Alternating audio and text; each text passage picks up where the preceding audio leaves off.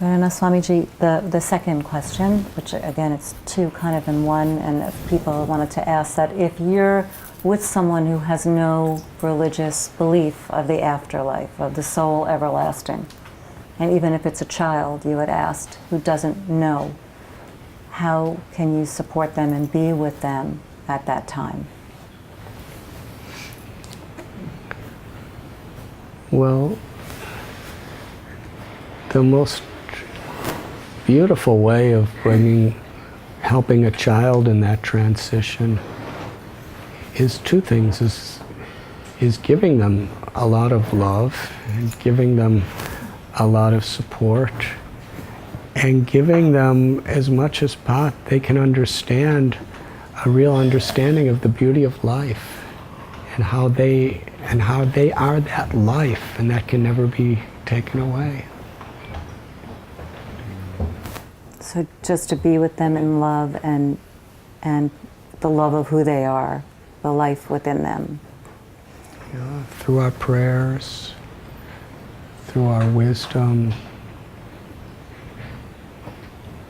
Because in many ways, sometimes children can understand these things easier than adults. That you're in your body, you're not your body, and you are forever. You never die. You just have to change from this little body of yours, and and God loves you. And children can often understand that in a much simpler way than adults. What about an adult who doesn't believe in anything and is filled with terror and is dying? Is there anything you can do for them? I've seen people like that who really believe when they're going through that. Changes. It's a time when transformation can really take place. When they really see that there's nothing material that they can find shelter in anymore. Because it's actually human nature to believe in God. It's human nature to believe in a higher power than ourselves. It's just that we're sometimes so distracted by so many conditionings in our life that we disconnect ourselves from that. But that dying process is a special opportunity for people. And I've seen that if they're surrounded by people who love them and who believe in this, it's easy for them, maybe not intellectually, but emotionally, they can make that connection. I'll give you a little example of our hospital. There were about a third of the patients in the hospital are Muslims and Christians. And there was an Orthodox Muslim family and their grandparents. The grandfather was dying, and he was in the hospital because he had diseases for some years and he went to so many hospitals. And when the doctors spiritual care, part of spiritual care is helping a person die. We'll call a mullah, or we'll call a priest, or we'll have kirtan. We'll do chanting according to the person's spiritual faith. We'll help them through that last phase of life. So the spiritual care department and the doctor said, he's going to pass within the next few hours. So should we call, an Islamic priest? And this family, they're dressed in very Orthodox, clothing. They said, you people have been so kind to us and to our father, our grandfather. We can think of no other way. We would rather see him pass than you do it. You have, according to your tradition.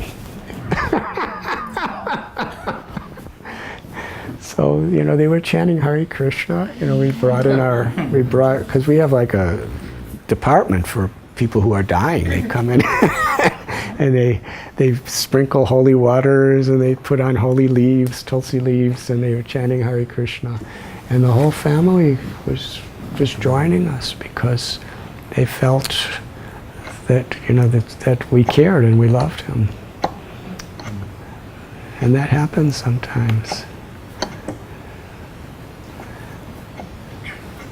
Let's say one last thing, and then what was striking about what you said is your friend, the Swami in Harrisburg, I'm bad with names, I forget his name, but he had helped so many people cross over, and he said even though he did that, he was so not prepared. Was there anything that you learned, anything that he learned or that you learned? I mean, here he was, this was what he did, that he still was not prepared fully for this. I wouldn't say he wasn't prepared. What he said was, you can't really understand the experience unless you go through it. No matter how many times you help others, you can't really know what they're going through until you're facing death yourself directly. That makes sense. Inevitably. And he said, this is humility in many ways, but it was also, humility is real. It's not just saying something because you want to look humble. But in his humility, he said, I can't tell you what a beautiful experience it is to have someone walking with you through the process. And that says it all, which is gone to show what you do for people that nobody wants to be alone or without some spiritual support and counsel. It's so important. And even if a person doesn't believe, as you were saying before, if we believe, Right. we can give so much of that positive energy to them. And even if they don't intellectually understand it all, they can feel. They could feel our love. And we know it's God's love coming through us. 100%. And whether they recognize it as God's love coming through us, or whether they just see that we love them, we know it's God's love coming through us. And that love heals their souls. Do we have time for a couple of questions from people? Maybe just 3 or 2? If it's all night, it's all right.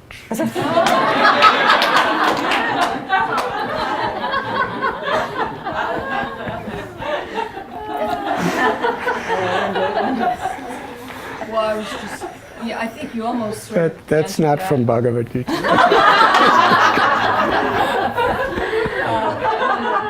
So my mother had Alzheimer's, and so actually, she had a sort of a massive stroke, which then she was sort of not conscious anymore. And then we kept the hospice vigil. It was about 7 or 8 days before she finally passed. So talking about being conscious and experiencing, well, she was not. But I feel it doesn't matter, because I feel like she was, within her soul, she was conscious and aware of what was happening. And I don't know what she was doing, whether she was reviewing her life or whatever goes on, but in my heart that we were all there, like you were just saying, giving our love, and I feel that was even enough. I don't think she needed to be, even if she was not unconscious, she was already with more advanced type of Alzheimer's. So I think the soul, I think the soul already transcends any of that. I think that I feel I answered your question. I And the question was? because what you said before actually kind of just honed it in, but I'm just getting confirmation. I feel like The soul, she was aware that we were there. the soul is always conscious. Right. Yes. That's it. The That's what I was soul's feeling. consciousness is eternal. It's just that the brain and the mind and the body are a mechanism in which the soul is aware of this external world and can communicate with this external world. Right. but the soul's always conscious. Right. You know, when a person is in a coma, it's not that the soul's unconscious, it's just that their brain, their body, their nervous system can no longer, the soul cannot interface with this external world anymore because of that. And I've seen some incredible things too. I remember one of my dear sisters, her name was Kunti. She was leaving this world, and she seemed to be completely unconscious. She seemed to be completely in a coma state for, you know, many, many hours. And I was at her bedside reading some holy books, singing to her.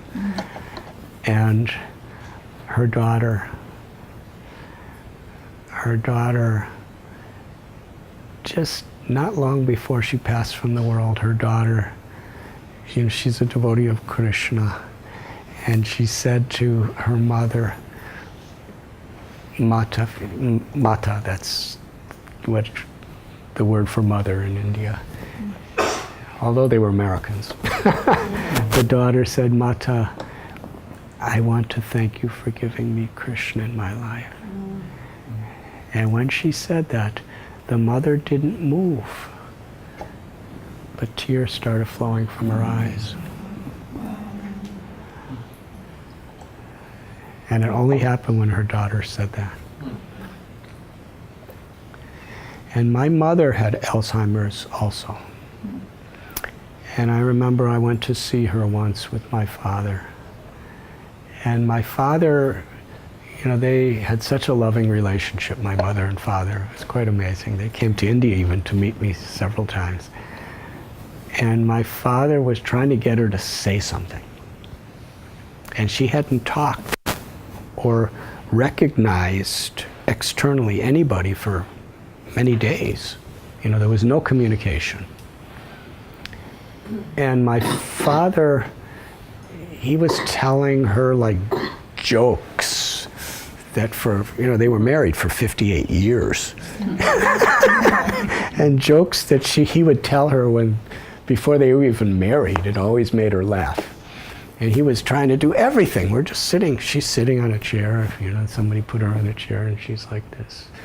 Her eyes were open, but she just, and he was, for about an hour, he was trying to get her to say something. He couldn't get her to say anything, and nobody could get her to say anything for weeks. And then he said, do you recognize your son? You know, Radhanath Swami, he's the Hare Krishna.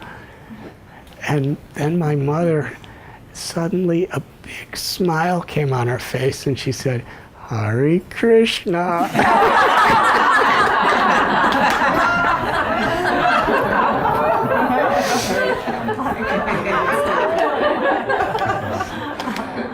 So that, I thought that was quite significant.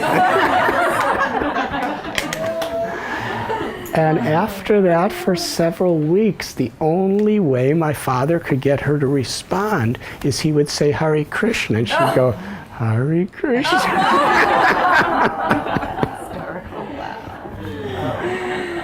That's all she had to say. That's it. She didn't have to say anything else. Yeah, I think that she was just like, why waste my time talking about all this other stuff? That's all you need to say. But somehow or other, you know, just that beautiful vibration, which she, as a loving mother, she knew how much it meant to me also.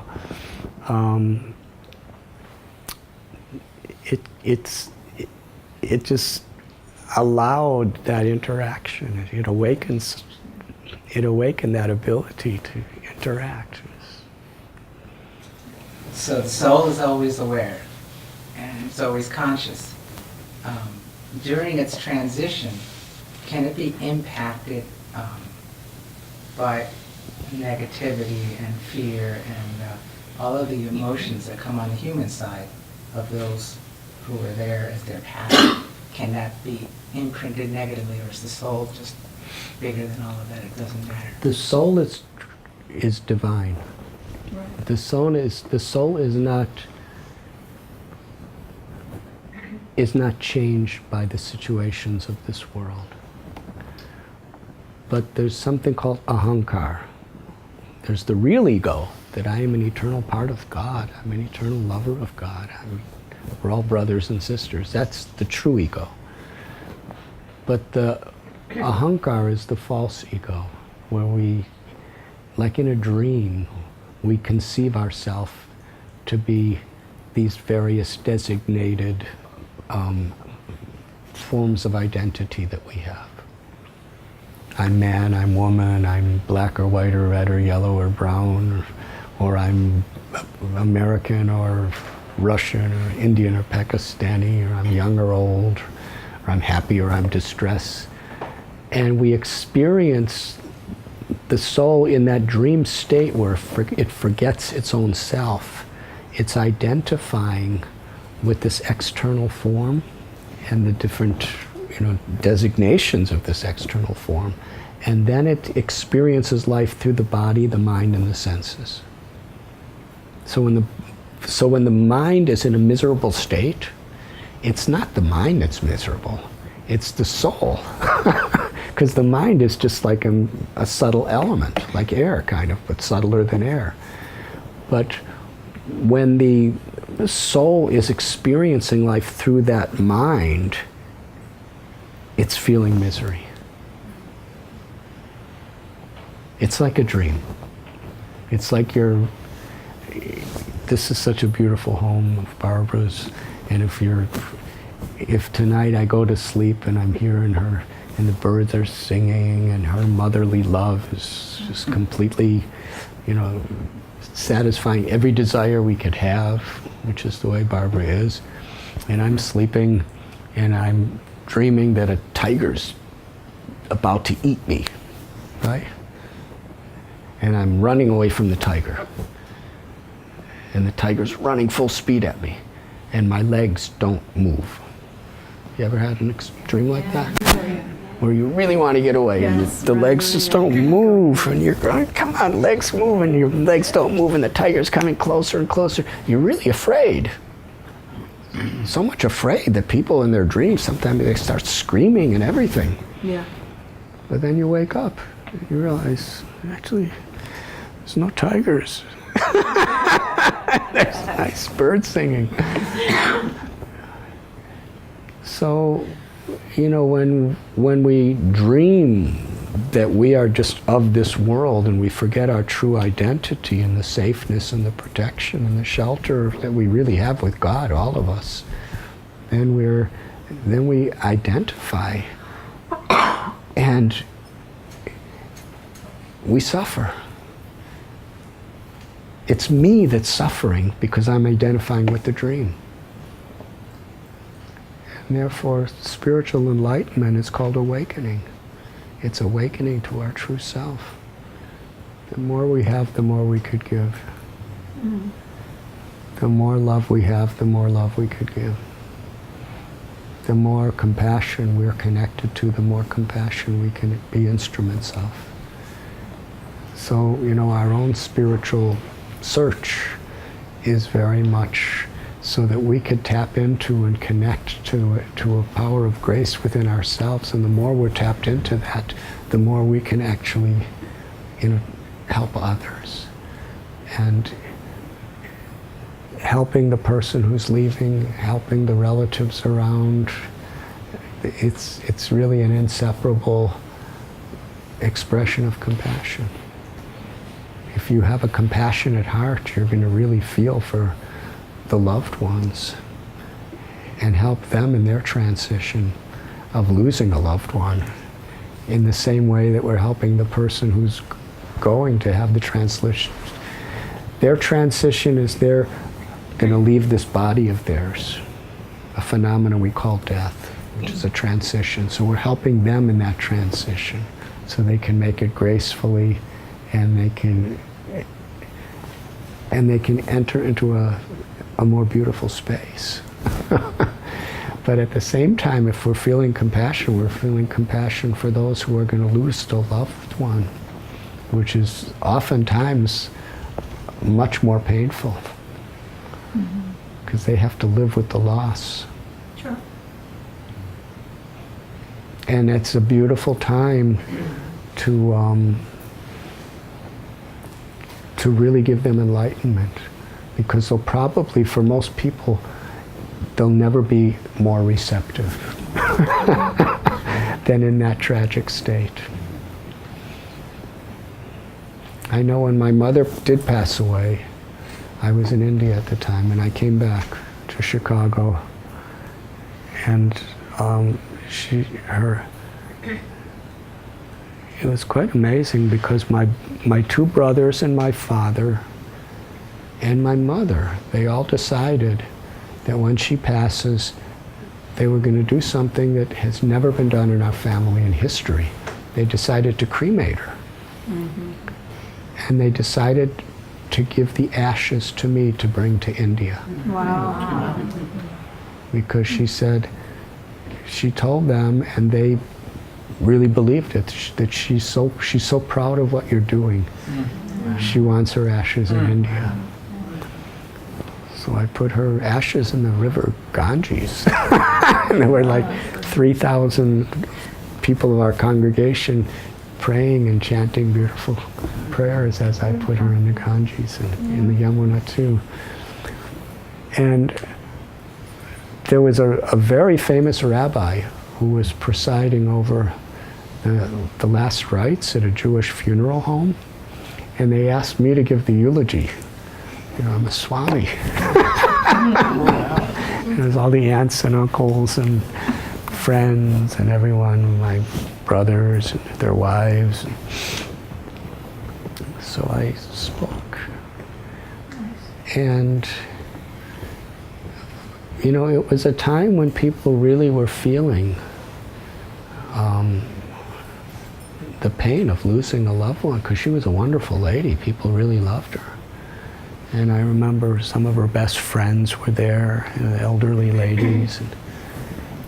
And I'm not a very good speaker, actually, but what I spoke was really from the heart, and I was speaking, you know, spiritual concepts that I felt that would connect with them. And afterward, people were telling me that it opened up a space in their own lives spiritually that they never had before.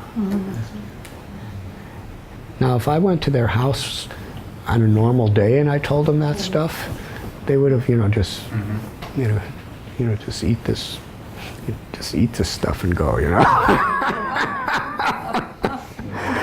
But because, you know, the loss of a loved one, because, you know, their hearts were really receptive. And it really went deep. So, you know, when people are leaving this world, the loved ones who are left behind oftentimes, you know, need that care and need that enlightenment even more than the people leaving. And compassion is to create an atmosphere where we can offer that to everyone, both the departing soul and the people who are losing that departed soul. Thank you. Thank you, Radhanath Swamiji. I want to thank you again for taking the time to help us understand and gain knowledge and be more comfortable with our mortality and not to ignore it, because I think by not ignoring it, it makes us more present to the opportunities that are here every moment. And by the way, Radhanath Swamiji is speaking about his new book in the city on Tuesday, on the 3rd and the 10th, The Journey Within, and I've had the good fortune to read a lot of it. It's amazing. And the Bhakti Center's downtown, and I know they welcome all of you with open arms for their kirtan and their talks. It's an amazing place. The restaurant's incredible. There's a little shopping. And so anyway, we're just so blessed to have our communities together. And again, just thank you. So much gratitude for your being here with us. Thank you. And that calling's for all of us. It's just a matter of whether we recognize it and respond to that calling. Okay. In giving, we receive. Just when I began speaking by saying we can't really understand death unless we understand life. And at the same time, we can't really understand life unless we understand death. Because not only is the soul immortal, and how we should prepare ourselves in this life for that final exam so that we can actually be conscious of our true immortality at the time when this mortal frame is left behind. But through that understanding, we can grasp how precious every moment of life is too. That's true. If we understand what life is and when we understand what death is, then we really understand how precious every moment of life is. And not to waste those precious moments. Swami, there's a wonderful Sufi saying that just came up for me as you were just stating the last thing you said. And that's, if you die before you die, then when you die, you never die. Yeah.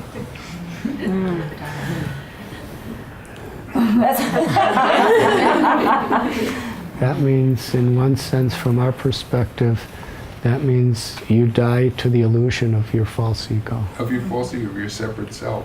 Yeah. And Bhakti Tirtha Swami, when he was dying of cancer, he wrote a book called Die Before You Die. How did he? Yeah. Really? Yeah, it was his he wrote about 20 books, and that was his last book. On his deathbed, he wrote a book called Die Before You Die. And I see here St. Francis, and in his prayer, that's how he concludes his prayer. In dying, we attain eternal life. That's right. But he's not talking about the death of the body. Right. He's talking about the death of our selfish egos. In the tradition of Hinduism or Vaishnavism,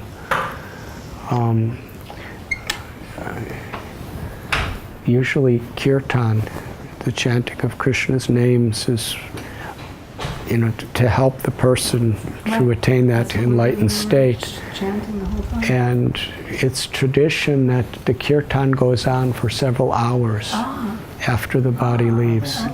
Because even though the soul may not any longer be conscious within this body, still the soul is usually still in the same... Hanging around. Yeah. Yeah, Yeah. definitely. And doing the kirtan longer, the prayerful kirtan, actually helps that soul to to disconnect its attachment any longer to that physical form which it can't really, live through anymore, and go on to its next eternal enlightened destination. In fact, in our Bhaktivedanta hospital, I don't know if there's any other hospitals that do this, was my idea. But when bodies die in a hospital, you put them in a refrigerator. Right, they zip them up. Yeah, they put them in a refrigerator system, unless, for some reason, they take them right away to the crematorium or whatever. They put them in a refrigerator system. And in the refrigerator system for the corpses, we have, in each little section, we have stereo speakers with kirtan playing.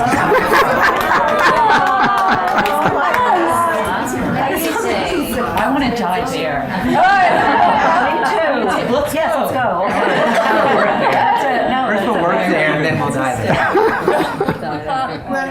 there. Traditionally in India, if the body should be cremated before the sunset of the same day that So it just passes. In Italy, I think it's within the That's next the- 24 hours. Like if it's in the evening by the next day, something like that. Same thing. So that's okay. If it's in the evening after the sunset, then before the next sunset. Right. But that's the tradition. But sometimes, because they want relatives to come and everything, Right. they don't follow the tradition. What is that's one way to get the reason soul for moving. that, doing it so quickly in India? The idea is the same thing, that, you know, that the kirtan is there constantly. Usually the body, as the person's in the process of passing, there's chanting. And then the chanting, it carries on, and they do some last rites for the body, you know, to honor it. And then they, you know, have a procession of chanting, and then the chanting is as the body is being cremated too. That's the traditional way of doing it. Just to help this, to accommodate the soul moving into its next destination. Because as it was said, you know, the nature of the soul, even after death, is it wants to hover to that body that it's identified with for so long.